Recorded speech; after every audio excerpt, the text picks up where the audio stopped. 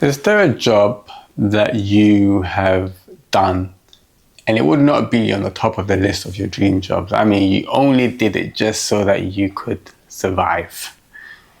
I think for some of us, it's probably nearly every job.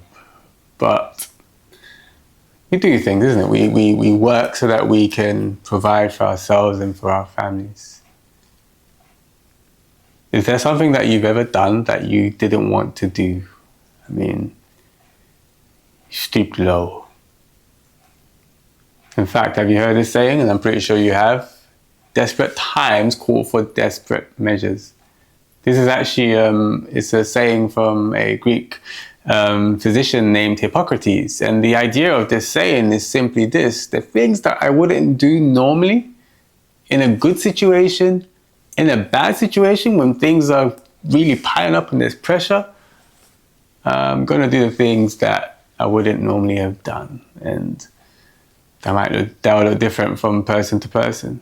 For one person, they might go to someone whom they would never speak to in like a million years.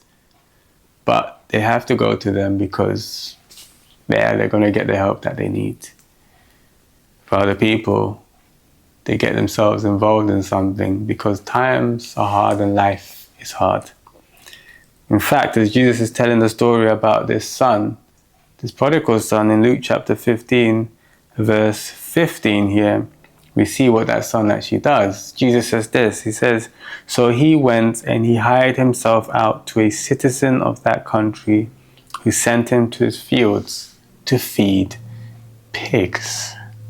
Wow, pigs. That's a shocker. Okay, so you're in the Western world, and for you, that's not a big thing. That's just, pigs, bacon and sausages. You eat pigs, you enjoy pigs. Yes, I understand that.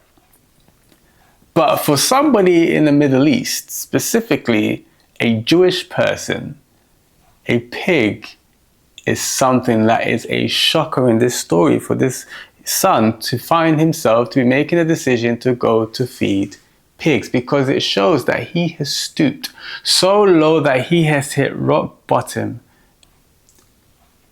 It's an interesting picture, isn't it? Because it shows how the decisions that we make in life will lead us. If they are bad decisions, they will lead us eventually to rock bottom. They'll lead us to that point whereby desperate times call for desperate measures, and we find ourselves doing things that we should not be doing. What is it that you have done that has gotten you so dirty and has gotten you so unclean in mind and in heart and in your decisions and wrong before God? See, the thing is, there is nothing that God cannot forgive. In fact, when Jesus is telling this parable, the tax collectors and the sinners and those whom are the prostitutes, their lifestyle is a picture of this. In that sense, they pursued happiness. They found out that it could not fulfill them as they thought it would, and they land themselves in a very bad and dirty place, dirty time in life. And Jesus is telling this story to let those all around know that this is what happens when you decide to go away from God. We land ourselves in these things. But you know what's amazing? We'll find out later on. The Father is actually waiting for the Son, because God the Father is waiting for you and for me to come to him, because Jesus calls out and he's reaching out to us and he's saying, "Come to me. You've gone to the world, you've gone and sold yourself to do the things of the world, but come to me, because in me you will find fulfillment and freedom. You won't be bound and selling yourself out. You'll be free and find who you truly are in me." So come to Jesus. He's calling you.